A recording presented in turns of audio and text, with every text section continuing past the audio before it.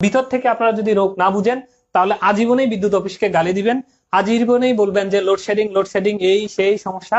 বিদ্যুৎ এমন একটা জিনিস, এই মুহূর্তে যা জেনারেশন করছি তা আপনি ইউজ করলে করেন, না করলে এটা ওয়াস্টেজ। আমার লোড হচ্ছে 7000 মেগাওয়াট,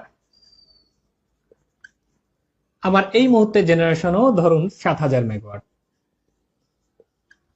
তখন ফ্রিকোয়েন্সি হচ্ছে কত? 50.00 হার্টজ। তো কখনো যদি এমন হয় যে আপনি এসিটা ছাড়লেন, উফ গরম লাগছে, এসিটা ছেড়ে একটু হাওয়া খাই, খাওয়ার পরে কিছুক্ষণ পরে চিন্তা করলেন যে বন্ধ করে দিই।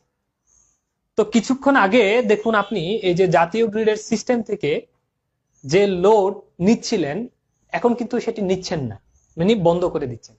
তা আপনি এই যে এসি অন করলেন, অন করার আগে কি বিদ্যুৎ অফিসে ফোন করেছেন যে ভাই আমার একটা এসি চালাবো, আমি একটা এসি চালাতে চাচ্ছি, আপনি আমাকে কষ্ট